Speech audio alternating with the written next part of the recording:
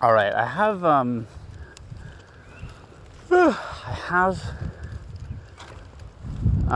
something I feel like I want to point out that doesn't get enough attention.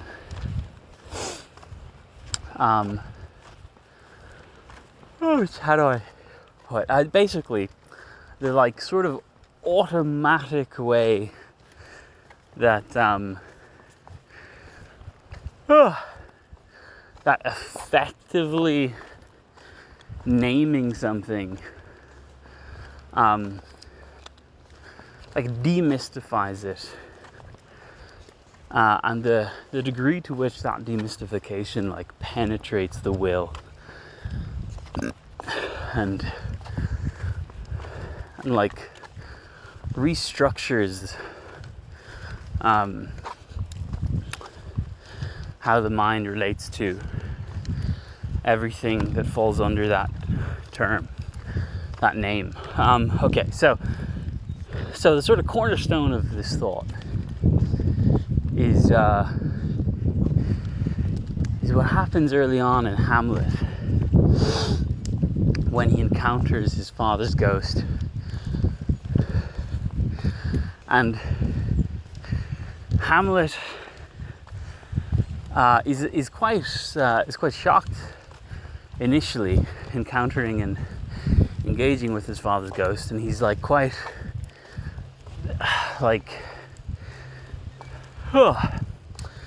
he is acting dramatically. He is enticed. He's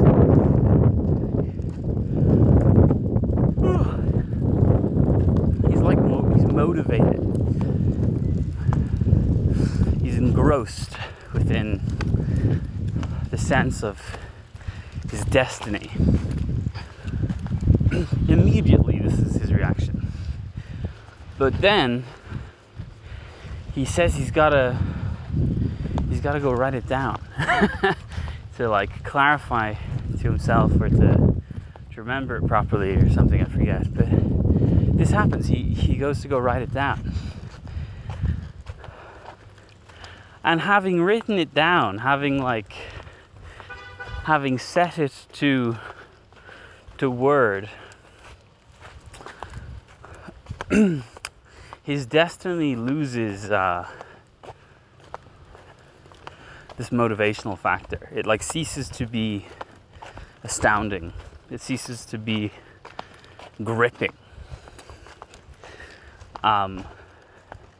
And from there, he's sort of in this like overly tactical, procrastinating kind of state of mind, from which the plot goes forth, where he doesn't just sort of like act in this like willful warrior kind of way. It's would be like the more common character expression of that kind of occurrence, that kind of plot. But instead, he's very melancholy in the face of this destiny. So I think what happens here is like this. I think about this all the fucking time. I think this like really poignantly captures this sort of very universal human experience, which is what I was trying to articulate, which is how when you name something, and so I think that's why it's a good example. So it's not just like coming up with a term that like is the most etymologically or empirically or whatever the fuck appropriate way to express this. When you name something, that is when you like successfully embody the sense of like the whole of a process, a whole of a thing, and imbue it into like this like closed expression of language. So it can be a phrase, it can be a paragraph. It's not actually, when I'm saying name, it's not actually like this is the word for it. It can be that, but that's not the point. The point is to capture the complexity of actuality and and transubstantiate it into this mere dictation, this mere enunciation. That's what it means to name something. So when you name something, it demystifies it. What that means is it takes away this kind of peripheral sense of broader possibility of it. And this is an automatic procedure. This is not like something you aim to do in naming. It's something that happens if you successfully name. You demystify the thing named. You turn the thing named, like in terms of your perception of it, from this ineffable thing, this thing that it never really feels like you're putting it right. That's like the way it feels to talk about something that you're in the middle of exploring and figuring out. No matter how well you clarify it, it doesn't quite feel to you like you've clarified it. It feels to you like you're not giving the appropriate context. And so when you name something, you jump from that not good enough like manner of expression and relating to the phenomenon. You jump from that to the kind of opposite. You go past any possible like theoretical point of like where it's just like, yes, this is it, I am fully expressing it, I'm satisfied. You jump to this alternative relation to it, which is extremely demotivating if you're not careful. What the fuck? That's the truck.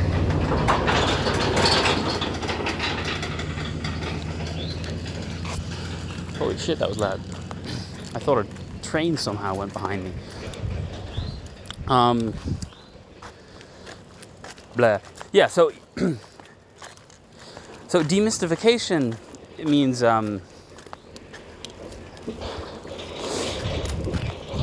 it's like taking the phenomenologically apprehended complexity, which appeared to have been like beyond the possibility of like real grasping. It appeared like very much sensually to have been beyond your person. It's like utterly ineffable. It's like utterly like roaming free around, beyond and beneath your perception. That's what it feels like when you were like preliminarily investigating something, and that's very motivating, quite easily. So because it's exciting, is the point. It's exciting because it feels like you're on the brink of discovery. And when you name, you don't like achieve discovery. You leap past the possibility of discovery and you destroy that possibility of ever actually manifesting. And that's this issue I want to talk about. So for an individual who is like doing the work of trying to understand something, this isn't like necessarily like strictly like a horrific issue. It's like potentially a problem. But the thing is, in the process of actually like doing the work of discovering a thing, in the work of like successfully coming to the point where you can name something and then doing it. So I said you don't get the satisfaction of like having like conquered or something like that process as known, but what happens is you just move to a new sort of realm of motivation, because by naming, like you like what happens when you like leave that process in the dust is like known that like this is simply it. How you do that is by like revealing some other route that has to instead be understood. Like how it is that you like clarify and concretize this process into a given thing, into something that can be like treated as like essentially done, that like, essentially like we know this. You do that by sort of basically tapping into some deeper, even more unknown thing. So this is just like the infinitude of learning. So for an individual, this naming issue, it's not that it's not an issue, but it quite organically doesn't necessarily strike you in a really deep way, and you like, oh God, my whole life was about knowing this thing, and now I know it, and who cares? So, no, you just sort of like shift your whole like structure of motivation and anticipation onto this new horizon of concept instead. But where this is a massive issue is in communication of new ideas, because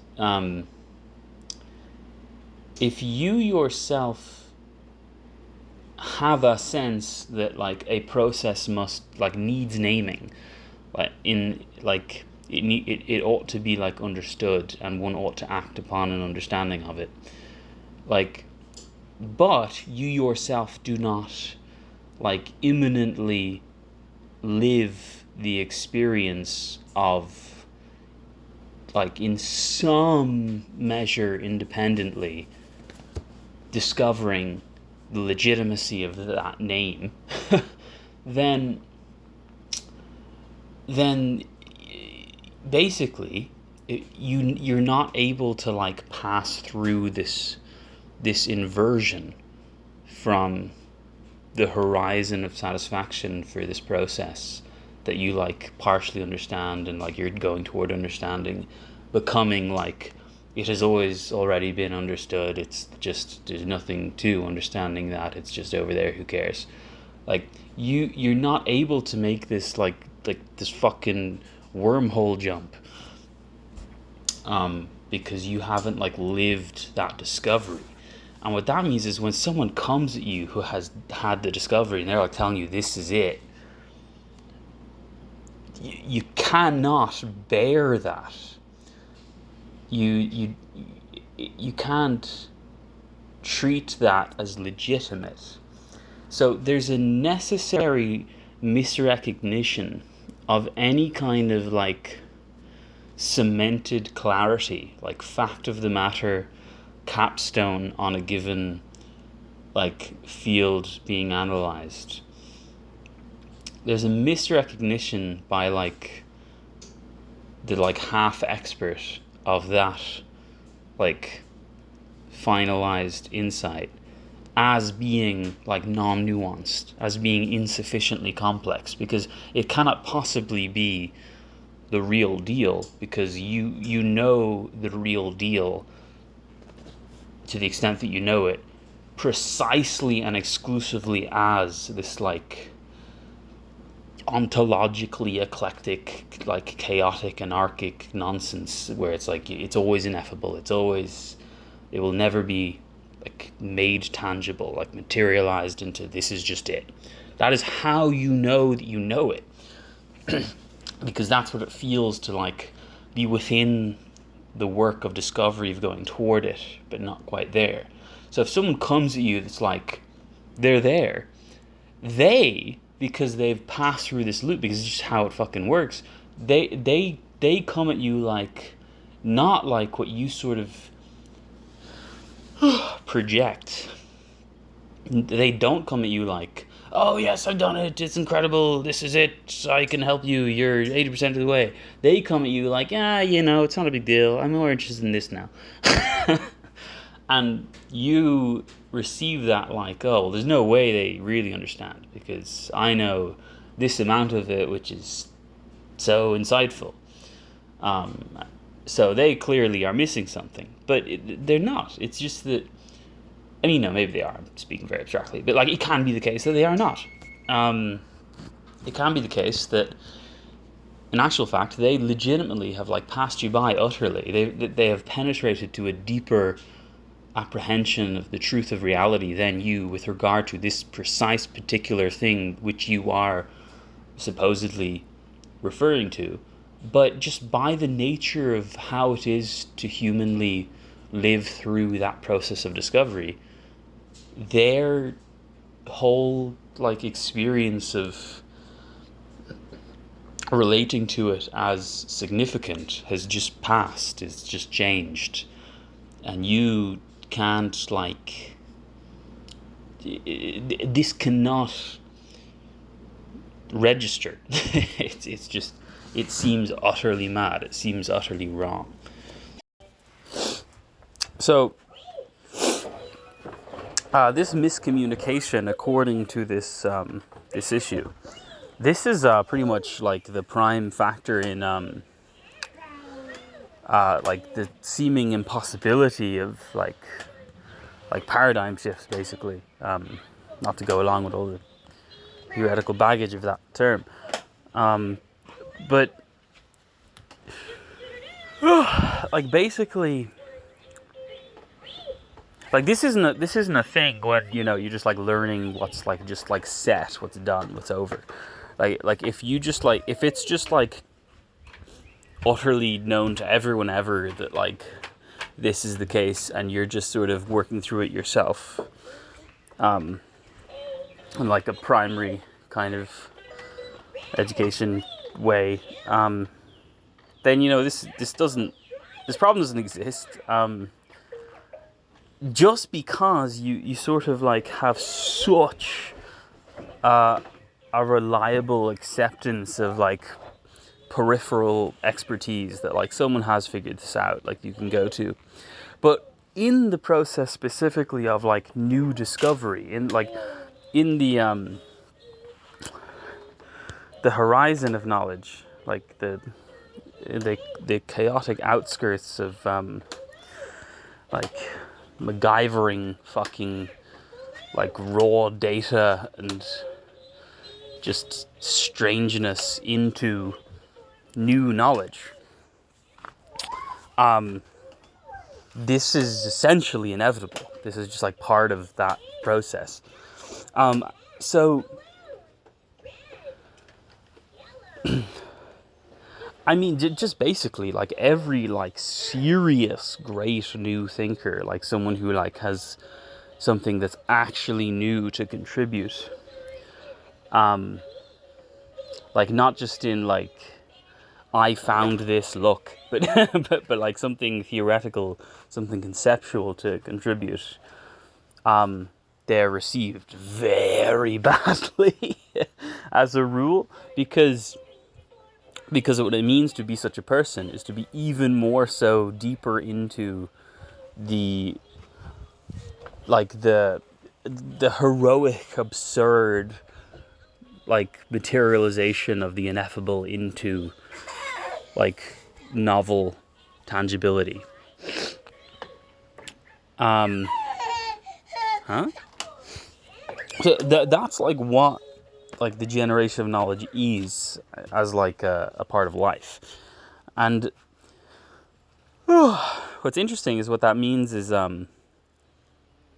like there's this whole spectrum of like how close or far you are from like the novelty of knowledge, where if you're like in there early, I mean, if you're like the guy, like if you like actually discover something, if you like come up with something that has legitimate significance in like revealing reality in a way that will become like manifest among many, I mean, that actual position, like I said, you're not strictly like, you know, taking on the role of a prophet or whatever, because as an individual you move on. As an individual, it's like, this is one of the things I've sort of figured out that will help you anyway, here's something else.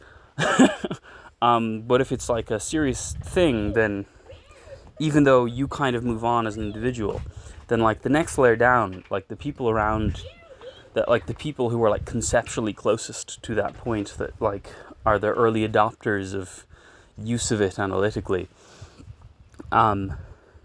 there's a profound excitement to that. There's some, like, it feels like you're like one of the, like the league of fucking elites who are in the know before anyone. That's a very motivating position of discourse. And then from there, like being a sort of like middle adopter, which is like you're confronted with groups of people that are already utilizing such a concept, but they're still niche. There's a few ways that can go, depending on your openness to it, which obviously depends on all sorts of shit. But there already, it's like possible for something to happen which is even more common, kind of the further out that chain goes a little. Which is just, there's this absolute villainy, which is a very natural reaction.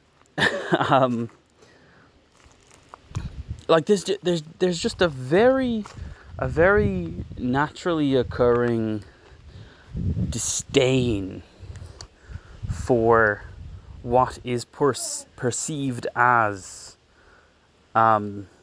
misdirection at this level of new name, of concept.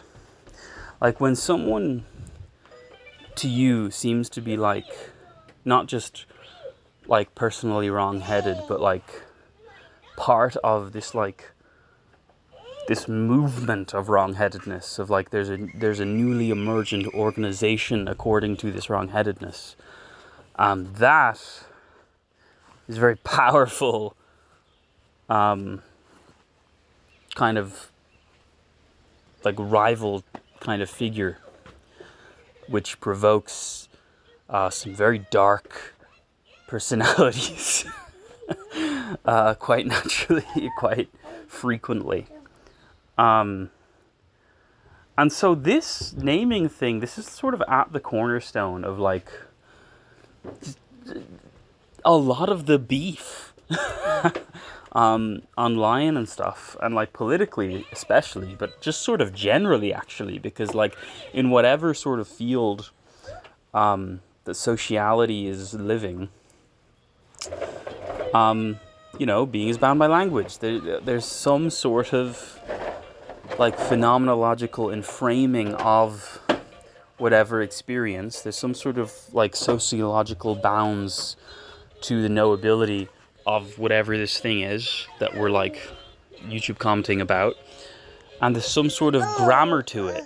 There's like the acceptable ways of phrasing and framing things. And when that like grammar, so to say, is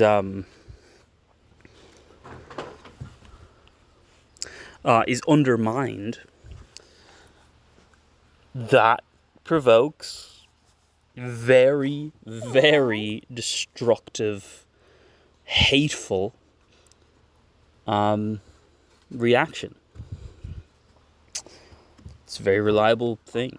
And this is, a lot of the time, this is the thing that's like behind that. This is why it's like so vehement, so horrific. Because like when you see someone sort of having some heated argument about some shit that you're just not in, it looks so silly. It looks like there's no way you would get that heated. Like, you know, why do they care this much? But the truth is, humans are able to care that much about absolutely anything. It's just a matter of like provoking like performances within a social relation. It's like, I am the keeper of this concept. I am like seizing this stronghold of concept, and like battle plays out as such, and this can just happen in any sort of realm of thought whatsoever. And it does happen in any realm of thought whatsoever. Just like anywhere where there is just a natural social congregation, where like if there's a group of people that bound up their identities within their like collective resonance to a given thing, then basically inevitably this is like possible. So I'm not sure I have like a lesson or whatever, strictly speaking, with this thought. I just wanted to vibe on it because it's like, holy shit, this is such a widespread, deep thing. I mean, like, human living is like very defined by creative exploration of concept. It's very like, no matter what you're doing, if you are enjoying life, you're sort of doing it in a creative way, even if you don't know you are. It's bound up in just proficient living itself to have this kind of this position toward experience of creative exploration. So this isn't just like a matter for like the fucking researchers to keep in mind. This is like a very universal thing. Which is, yeah, just it. If you actually are able to name something, which again is just if you are able to enunciate, articulate, capture the essence of actuality and bound it into this mere limited sort of little bit of speech, and then you're able to like clearly communicate that, you should not expect to be met with, wow, love you, that's so clarifying, good job. That's not how it goes. You instead, what tends to happen is, I mean, this is Jesus and the Pharisees. This is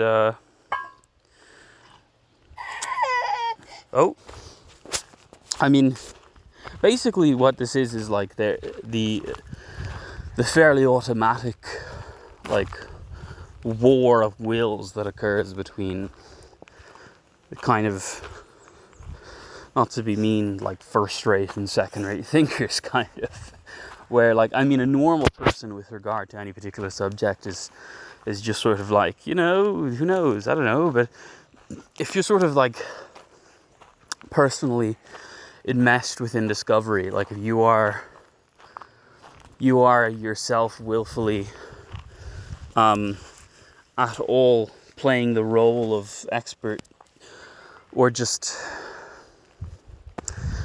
or you know, or just fucking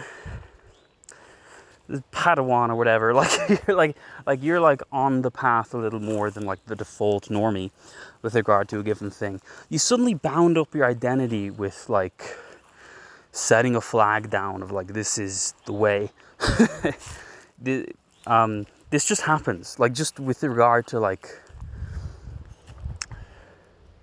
basically knowledge itself, because it is material experience, because it is within human living,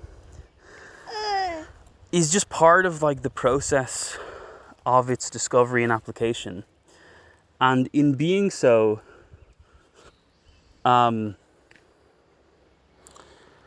it provokes struggles of wills. It provokes performance of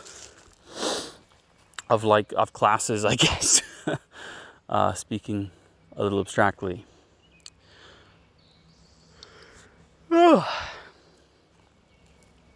And yeah, I think this is sort of like this sort of what I spoke about initially, the actual sort of counterintuitive way that discovery itself goes. This is like at the cornerstone of this like very sociological like epidemic of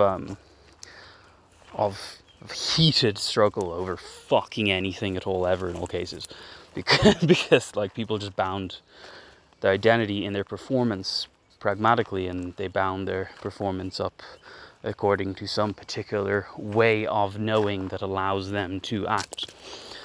And actually, to put a little bit of a capstone on all that nonsense, I mean, this is essentially a really good way of actually discerning effectively between, good and bad thinkers, basically, or I guess first and second rate thinkers.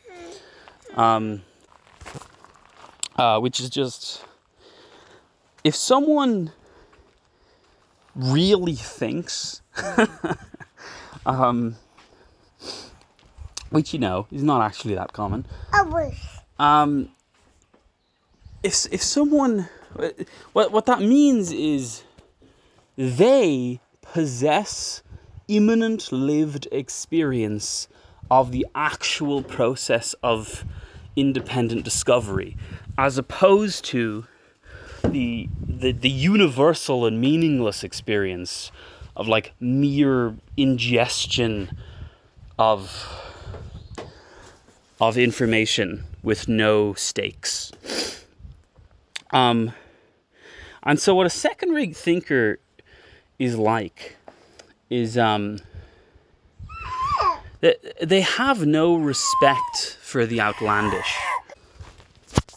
Like, this is quite important to understand.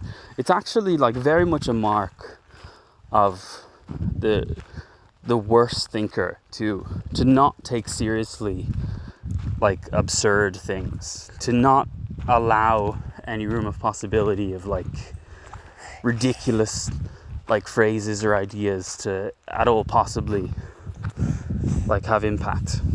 It's specifically a mark of a great thinker, of like the first rate thinkers who actually really might contribute something, that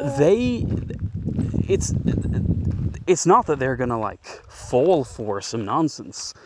It's that they very personally resonate with the kind of ineffable like lived experience subconsciously communicated by the position in discourse of someone who's fucking nuts. If someone's presenting some really fucking out there idea, then a second-rate thinker is just like, oh, they are dumb because this is not in my textbook. And a first-rate thinker is like, okay, to be clear, they are wrong, but I can discern how it is that they like seem to have concluded this, and it's based on this kind of gut thing I can tell, and that is basically a good gut thing. And this is why, because they're missing this, which is actually the direction to take that intuition. That's like a first-rate response to madness. And if you ever observe someone responding to some absolute fucking nonsense in this kind of like careful way of like, it's not that you're right, but I'm following your trajectory, that's a very powerful sign potentially that they are doing independent work in thought. So they're not necessarily right about whatever, because like who knows what they know or have been misinformed on, or what it is they're actually thinking about, or what sort of prejudices they carry for all sorts of reasons. But they are doing good thought regardless of conclusions or like axioms or whatever. And if you see the opposite, if you see someone who reacts to like this presentation of novelty, which is just crazy, in a way that's like, well, that's wrong because everyone knows that actually. That motherfucker, you should not believe them if they tell you rain is wet. Like, you should not believe the sky is blue coming out of that mouth. Because what this indicates is not just that they don't personally like understand or vibe with that guy, whatever. This, like, that kind of position in discourse of like willful like defense of the tangible against like the chaos coming in from nonsense, that actually indicates someone who has no imminent sense of the actual act of discovery. And that means they're not actually doing any thought. They like, that is an automaton, to be blunt. Which you should be very aware of. So I said there was no lesson. Actually, that's like a pretty clear lesson. Dialectics.